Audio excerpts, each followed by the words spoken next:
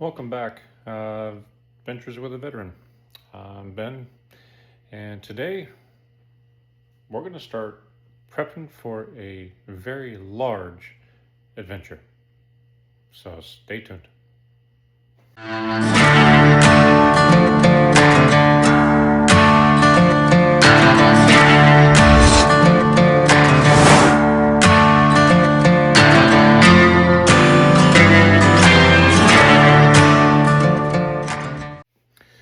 So welcome back.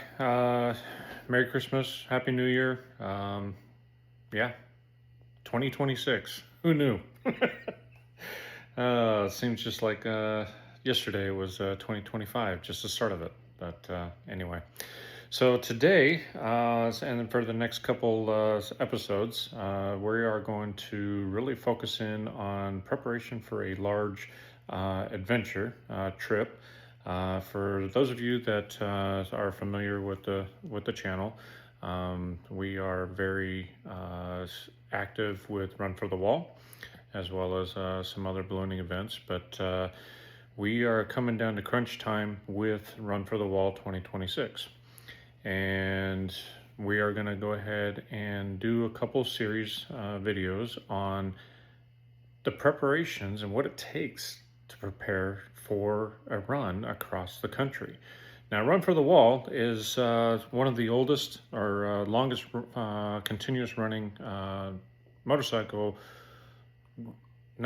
groups, but also motorcycle runs that run from California out to DC, across the country, 4 different routes.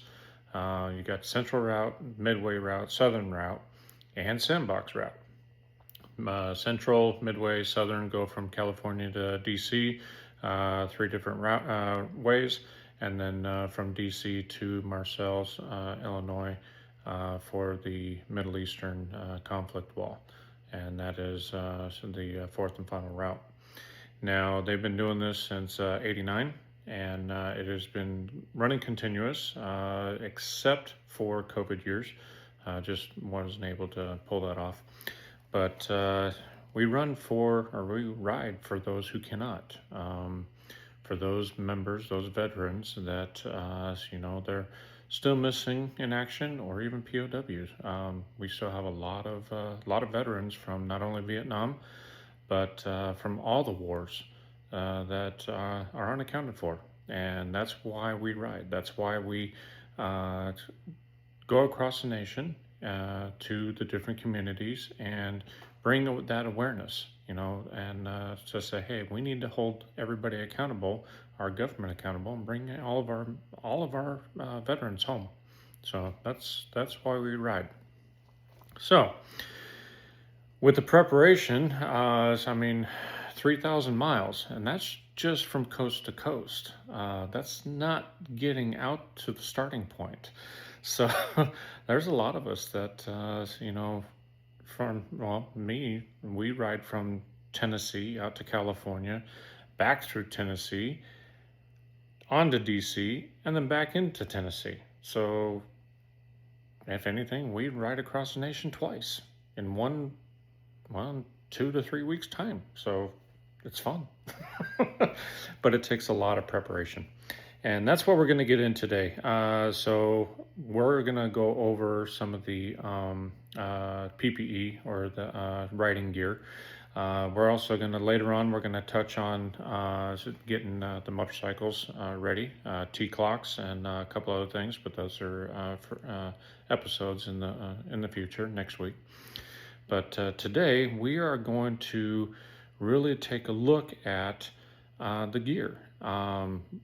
What it takes to ride across country, to make sure that all of our gear is in order, ready to go, because the United States is a lot of different temperate climate zones that we will ride through, and we will come into many different temperatures, weather events. For crying out loud, between wind, rain, snow, ice, heat, yeah, we'll see it all.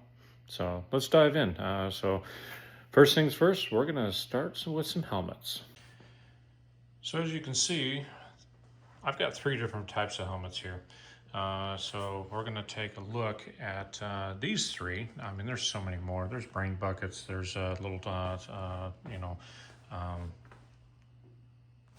yeah, helmet buckets, whatever you want to call them, little pop tops.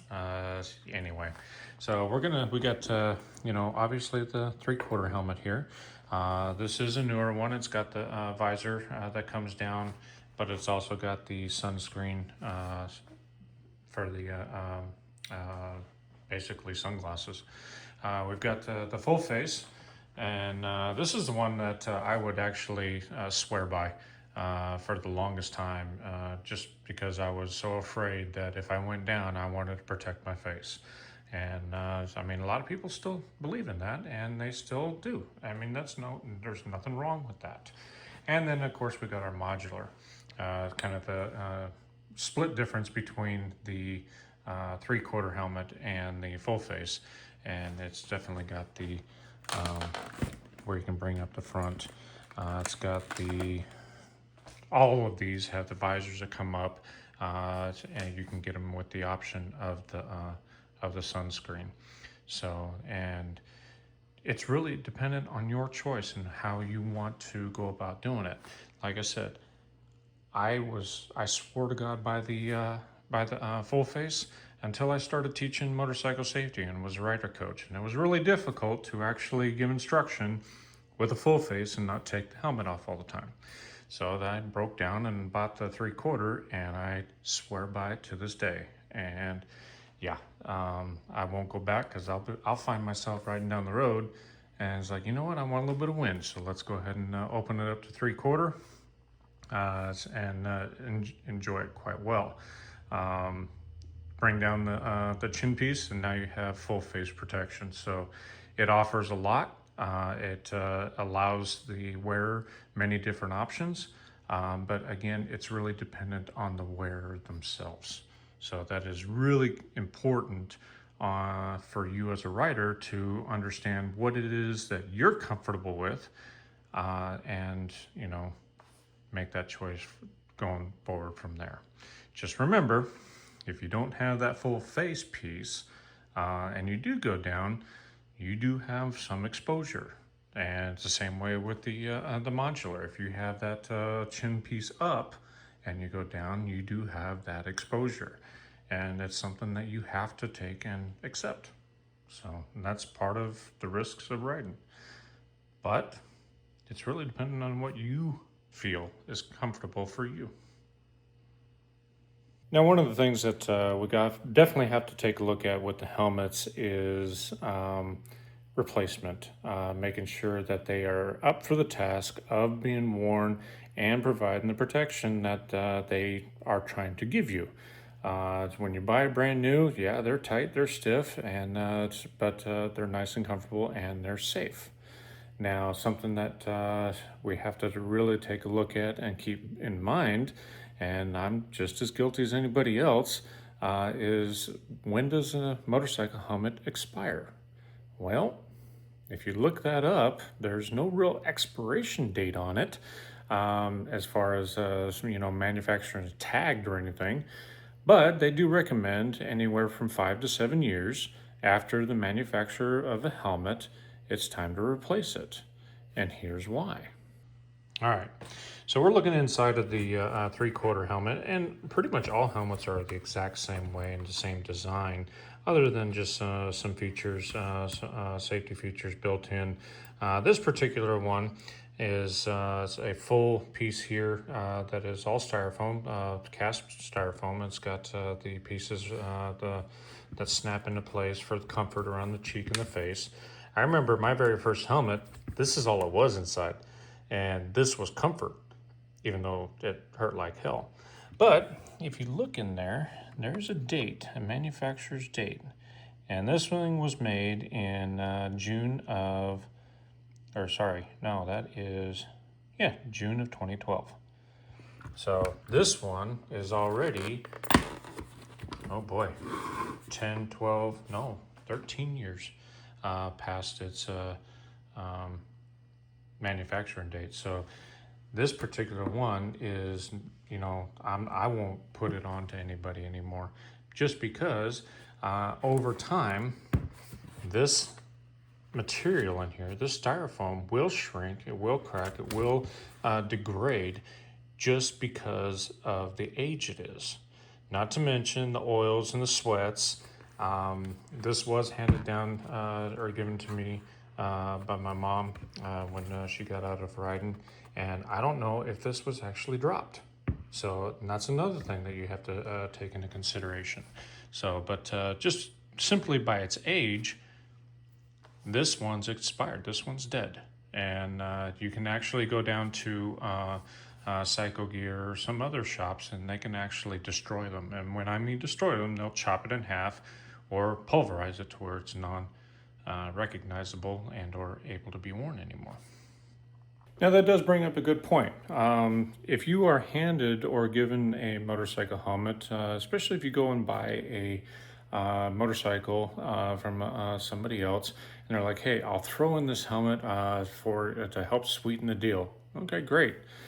I won't use it because I don't know what the history of that helmet is. I don't know if that helmet's been dropped, and that's something that you have to take into consideration. Is every time a helmet's dropped, it may be actually affecting the structural integrity of either the plastic and or the styrofoam.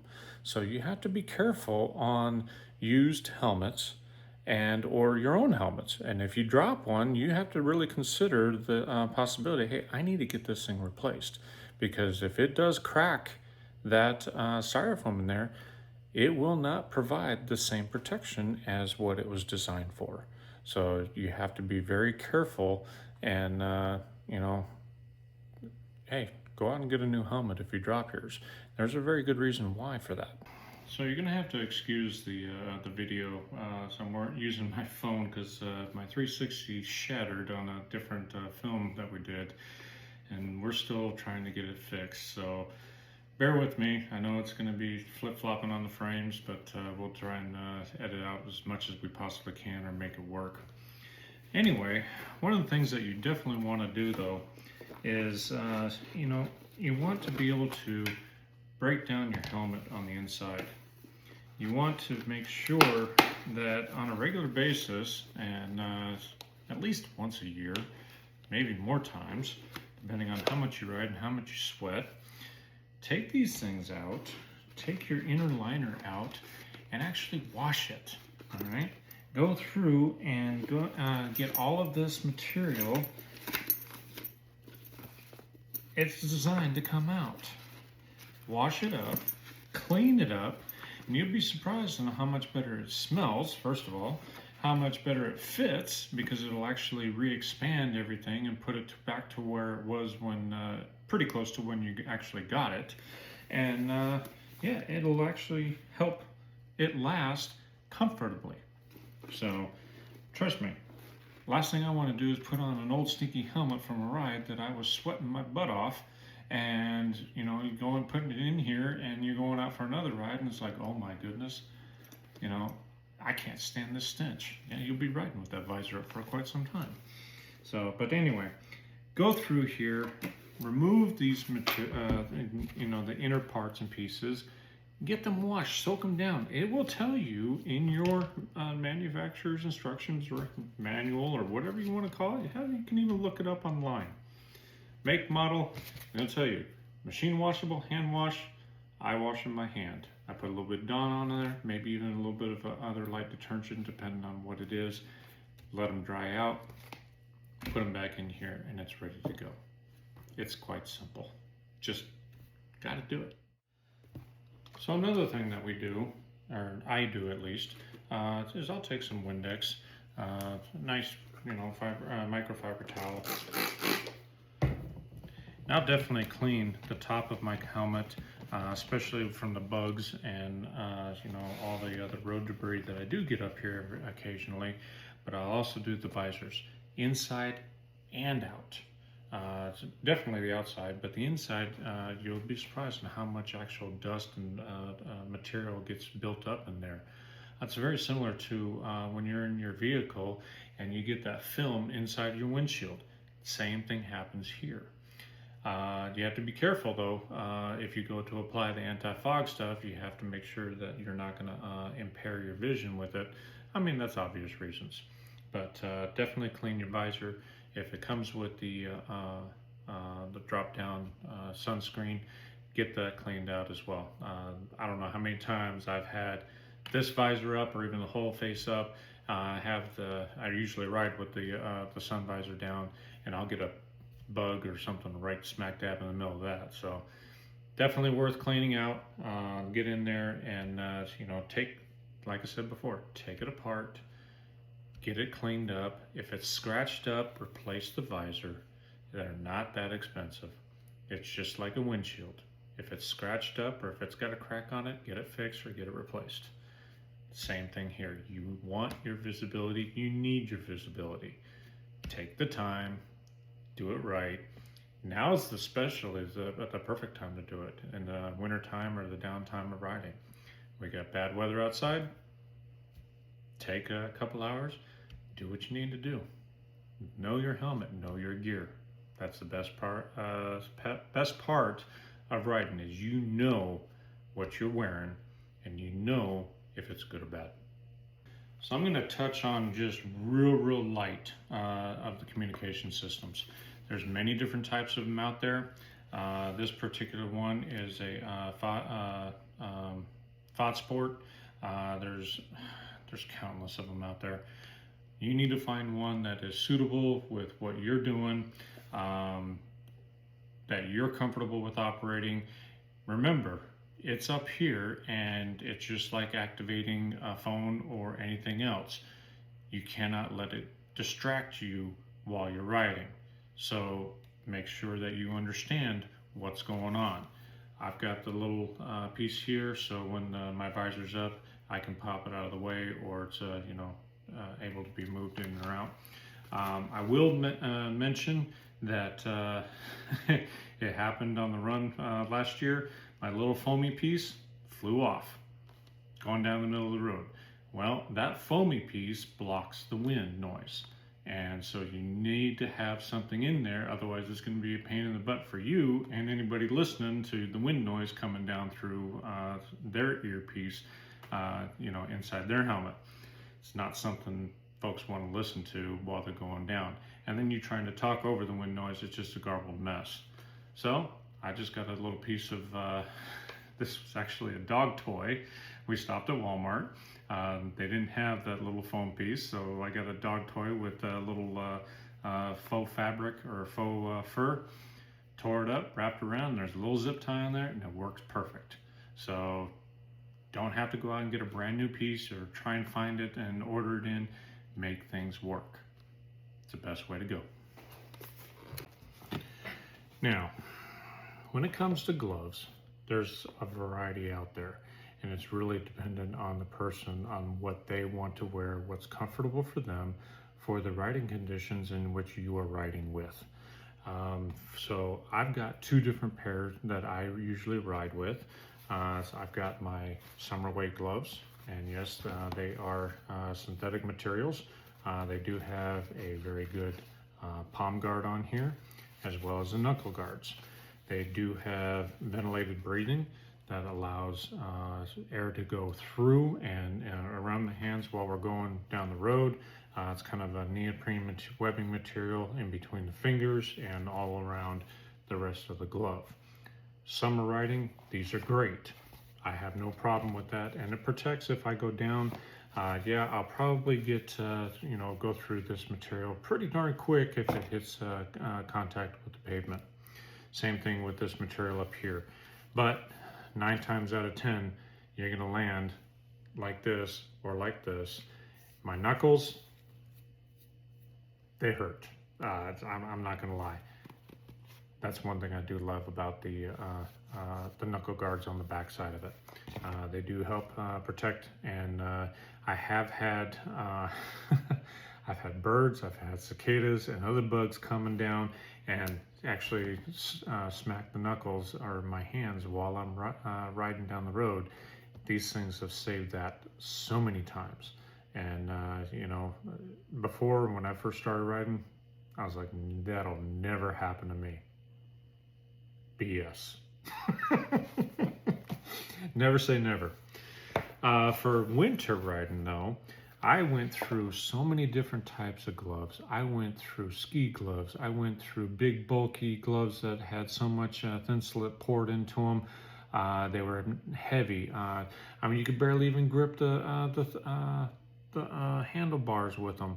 I mean, it was just trying to keep the cold out, the wind out, and the warmth in. And everybody swore up and down that, hey, these will work. Well, I'm sorry to say, but the more porous the material, the wind will cut right through it. Until I found deerskin. These, I believe, were Wilson leather over 20 years ago, and they are thin, but they're deer, and they have a thin slit lining, very, very, very thin, but the deerskin has very, very small pores. It does not allow the wind to go through. The thin slit actually insulates that coldness.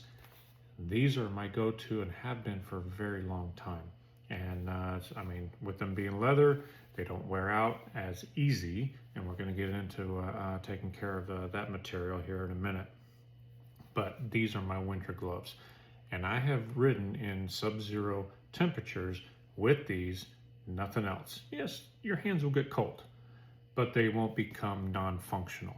I was very surprised, and everybody that sees these is skeptical until they ride with them, and it's very, very surprising. It works for me.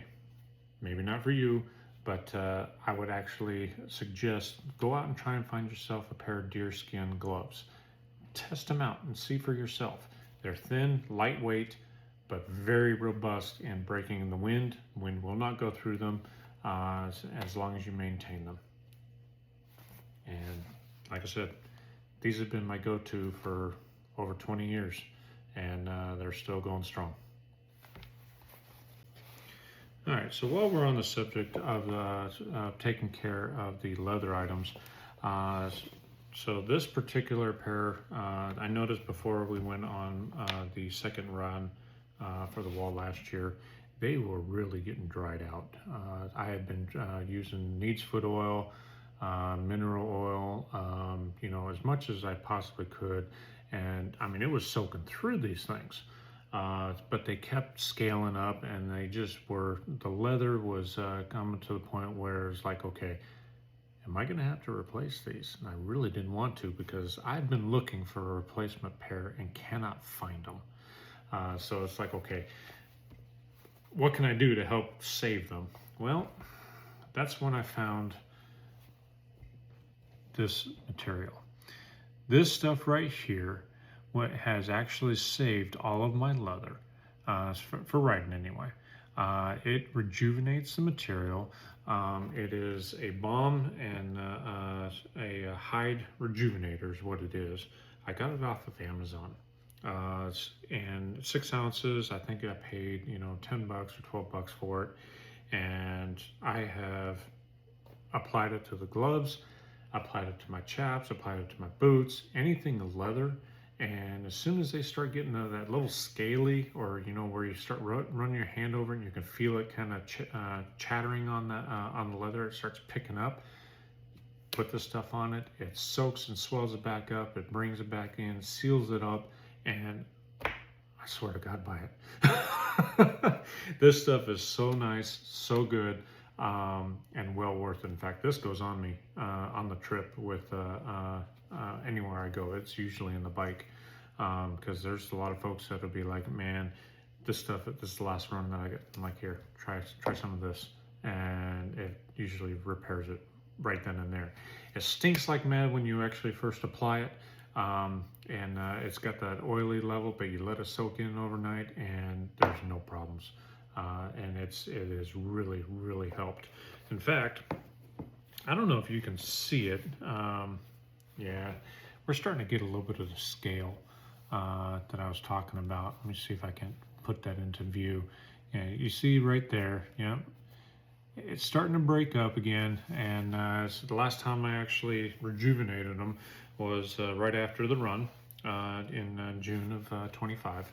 So I'm definitely going to be applying more material or more of this to these gloves to help rejuvenate them, as well as the chaps. So you'll see here in a minute what the chaps look like, because I went for a ride earlier and oh my goodness, they need them bad.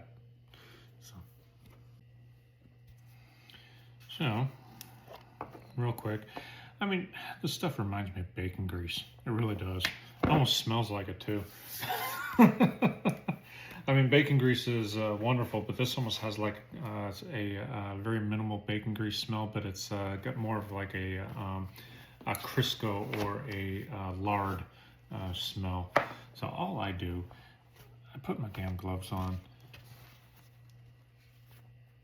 get the material, and I just work it in. A little bit goes a long way.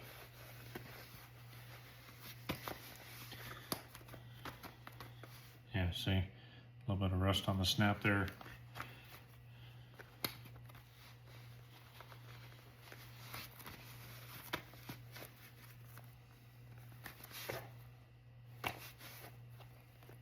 Get a little bit more in here.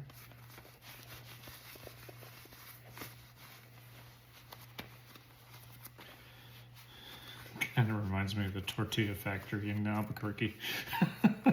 It's like the grease that they fry their tortillas in. So I'm not saying it's a bad thing. It actually smells really good. But once it gets onto the leather, and once you really start, smelling it, and not only on the gloves but also on the chaps, it can get a little bit overwhelming. So, but yeah, I mean, this stuff. Make sure you got the really good coated. Get a little bit more, especially in the palms. Palms, thumbs, and the fingertips.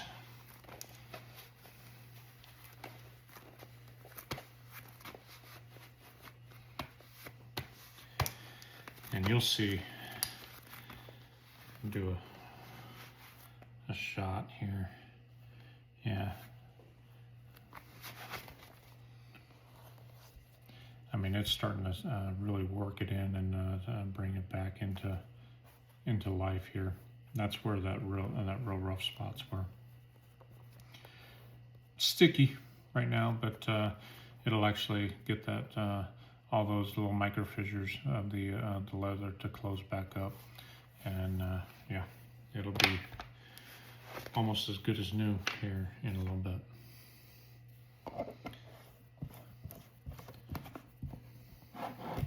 Good stuff. All right, so the chaps, and I get this a lot, especially when I'm at work or in some sort of a store or whatnot. If I take them off or I'm putting them back on, somebody will stop me, especially if it's in the middle of summer. They're like, "Aren't you hot?" I'm like, "No, actually I'm not." Believe it or not, chaps, leather coats, leather gloves, they insulate, and they don't, they will keep the heat in, or they'll keep the cool in. Now, if you're just standing there with all, decked out in leather in the sun and, out in the middle of a parking lot, you're going to warm up and you're going to get hot and you're going to start sweating. It's the same thing as if you're in a t-shirt and standing out in the sun, you're going to start sweating there too. It's going to happen. But as soon as you get on your bike, even coming to a stoplight, a little bit of stop and go traffic or whatever, once you start moving, not hot at all. In fact, as the air's going over everything, it actually keeps you nice and cool. And the protection level is outstanding. The leather itself is very forgiving when it comes to a shield between you and pavement. I would rather it go through this than my jeans, and it will take some time to go through the leather material. Thicker the leather, the better, obviously. Jean material, and I've had this argument with a lot of people. Well, jeans will protect me when I go down. I said, yeah, for about 0.5 seconds, and I'll tear right through that. Pavement is a massive abrasive material. I mean, you're talking probably what, 4/0, 5/0, bumps per inch. Some of those rocks are as bigger than an inch. It's going to tear right through that stuff. This acts as a good barrier, and I highly recommend a leather set for anybody that's doing any serious type of riding, especially cross country. Now, yeah, synthetic jackets, shoulder pads, elbow pads, knee pads, things like that. Great. I've got my own jacket, and I'll show you here in a minute. And it does wonders, especially with synthetic materials, because of the pads and the rain shedding abilities, and keeping people cool, because you unzip the air vents and allows you to circulate through. I mean, there's so many different things out there. But from one rider to another, you have to find what's good for you and what will protect you. And you have to understand that if I go down, what's going to protect me? We can't wrap ourselves in bubble wrap, but we can spend a little bit of money and actually get gear that will protect us. Jeans and lightweight jackets, they're not going to protect. Sorry, they just won't. There's plenty of studies out there to prove it. A little bit of money, a little bit of investment, maintaining your gear and keeping it in operational status, like what we're doing here, helps it go a long way to where you're not wasting that money. So just kind of a tip, my tip to you. All right, so these are my chaps right now, so these are hand-me-down chaps. So I've actually got to do some fixing here. I've got some snaps that have popped off, but they're still functional. They add that extra barrier from rocks, debris, bugs. I mean, you get hit in the thigh or in the kneecap with one of these things on, it's still going to hurt, but not as bad as if you don't have it on. It adds that extra cushion layer.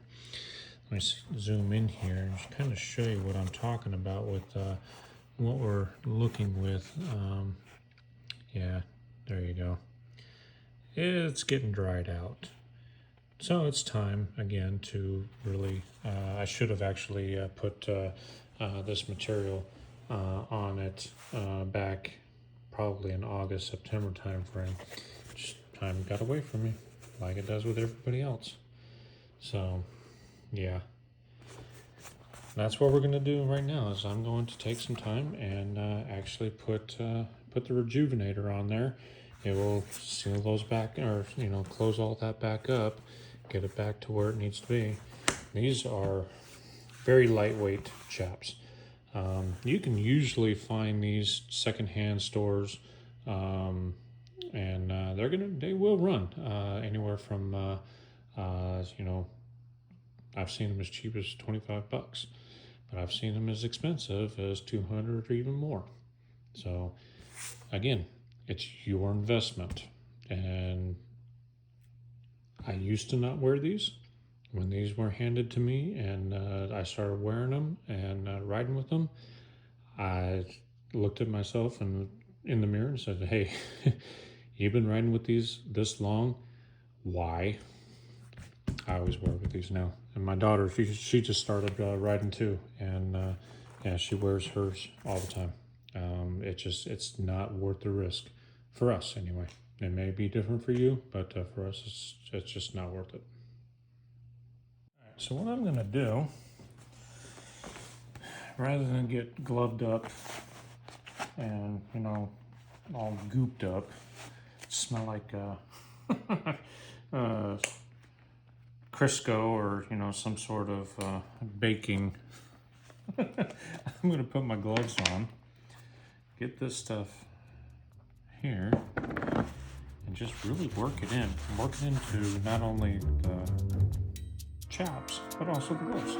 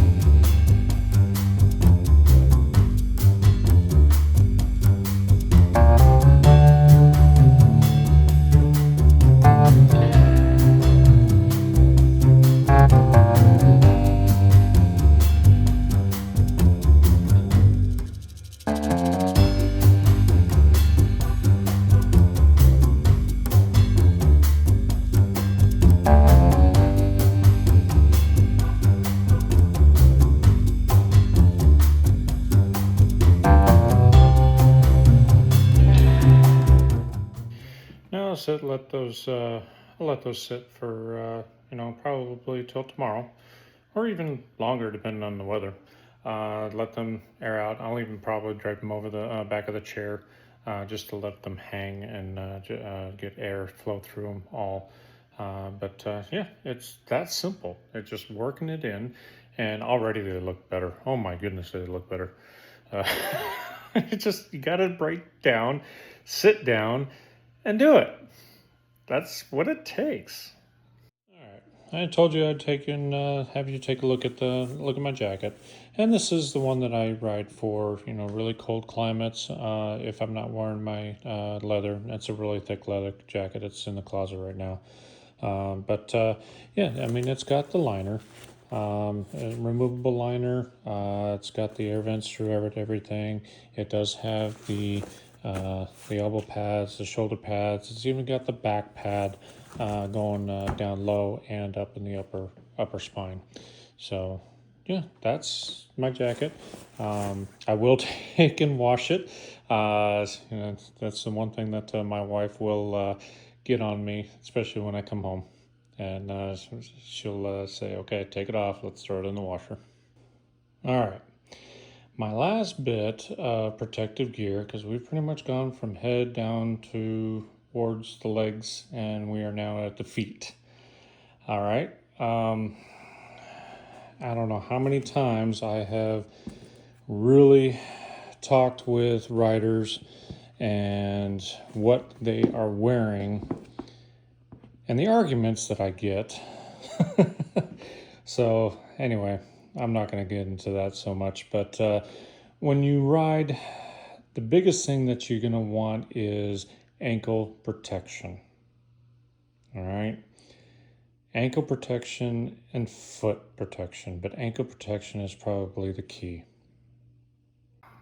What I started out with when I was riding was my military boots. Okay, they offered really good sole grip for the asphalt.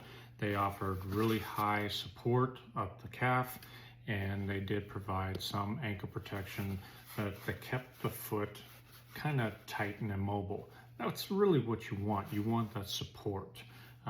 Shoes, tennis shoes, high tops, depending on what type of high tops you got.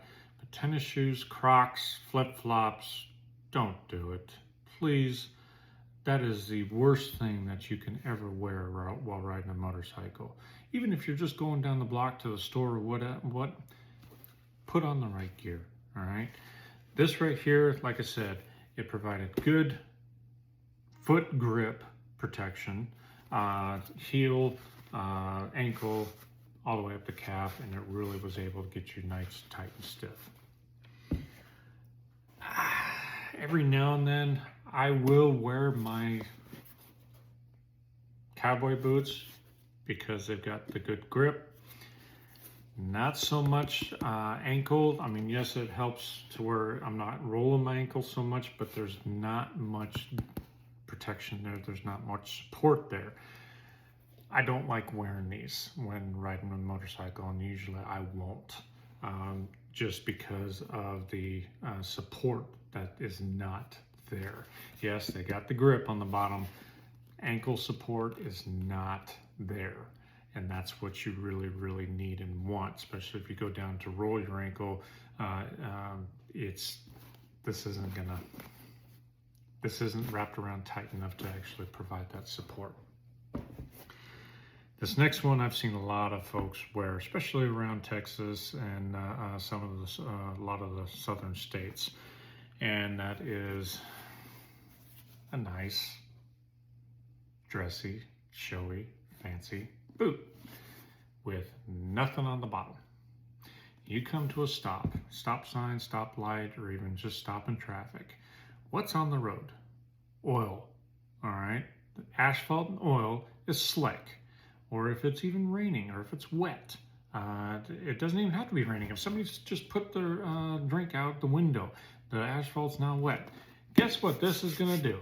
It's gonna slide right off, if you're lucky, and maybe you'll catch yourself. 9 times out of 10 you won't. I'll get a lot of comments on that, I'm pretty sure. But you know what? Do yourself a favor. Don't wear these. Put these in the bag. Put it in the backpack. You know, something else. Grab decent footwear to actually wear while you're on the bike. Okay, and then when you get to your destination, swap over to those, or your tennis shoes, or your flip-flops, or your Crocs. Just don't wear those on the bike. Now, a good friend of mine, Ted Boots, it's kind of a shout out to you. When we first started watching the podcast for Run for the Wall, and so I'll put a link up there down in the description.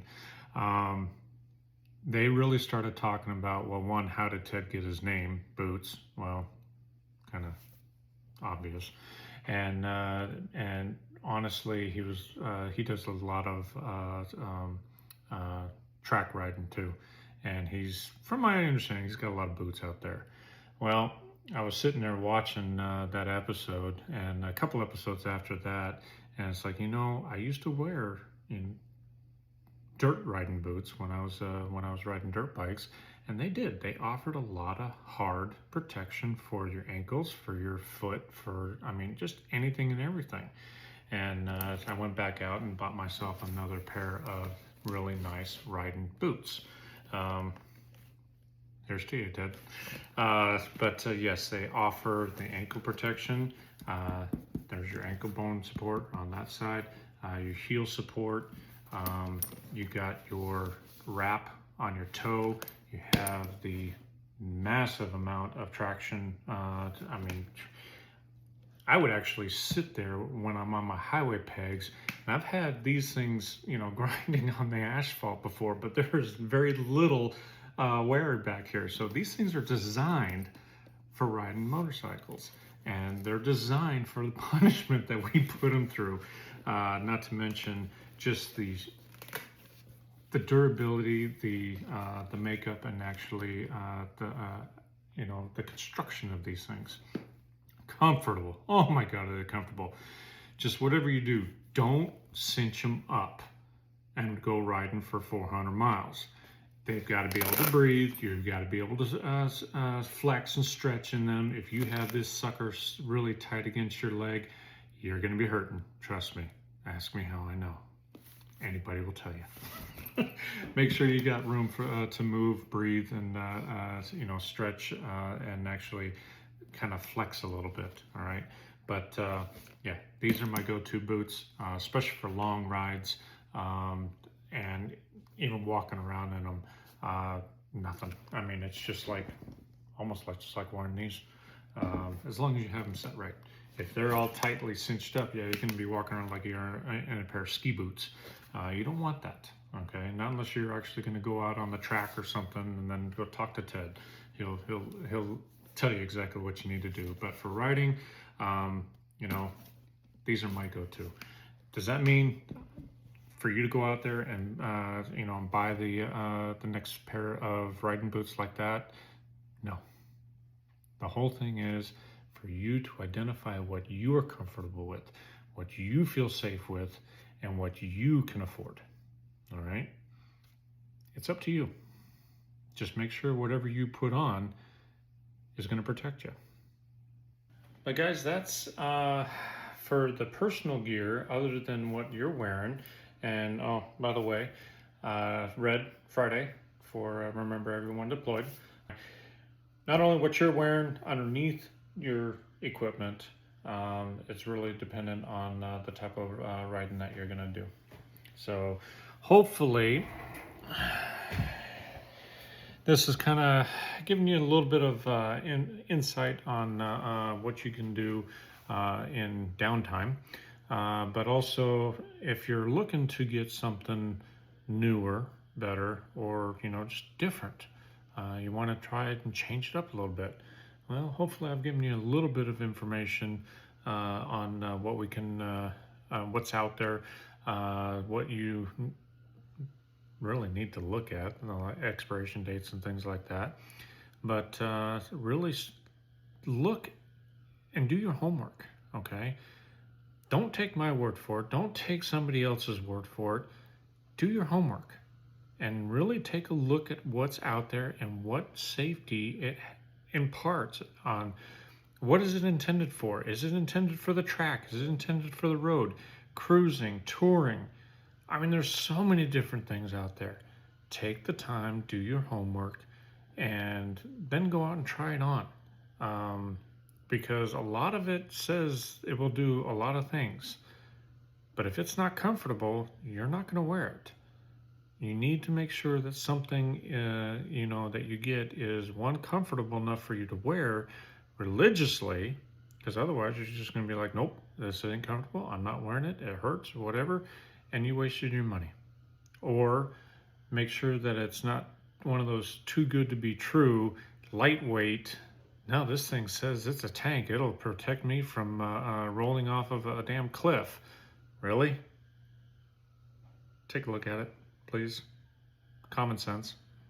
I mean, we're all out on the road together. You don't want to be a pod, okay? Potential organ donor. Don't be one of them. Yeah. That is head to toe. That is, the preparation of not only for this ride coming up, but any ride really. So take the time, go through your gear, see what gear you don't have or what gear you need to replace, or even upgrade. Putting around on a little scooter and then upgrading to a big machine, or even going to like a touring or some other class, maybe you need to invest in some more gear. Take a look at it. Go talk to folks. There's plenty of forums out there. Heck, come out and talk to us with Run for the Wall, rftw.us. There's forums out there. We're on Facebook. Obviously, we're here on YouTube. Go check out their podcast. Like I said, I'll put their link below. But yeah, so this episode is the start of getting ready for this year's run across the nation. Whether you're going to be going all the way, or whether you're going to be going part of the way, heck, even just coming out to see us, that's fine. Just make sure that you're prepared, that you take the time and look at your gear before you ride. So next week, we'll start in on the motorcycle. We're going to look at T-clocks and taking a look at what it takes to make sure that your ride is ready to get on the road. We will also be looking at what it would take for you mentally and physically to get on the road. So how to prepare for that. So stay tuned. Next week, we'll start in on T-clocks, and so we're going to start with the T's, with the tires. So hope to see you there. If you enjoyed this content, hit like, hit subscribe, heck, even hit that little notification bell, so when these things come out, you'll know to come and take a look. But really does help the channel. Hopefully, we need 50 subscribers. I think we're at 20 right now. Before we can go to live content, I'd love to be able to do a live feed with you guys while we're on the run. So please, it really does help the channel. So other than that,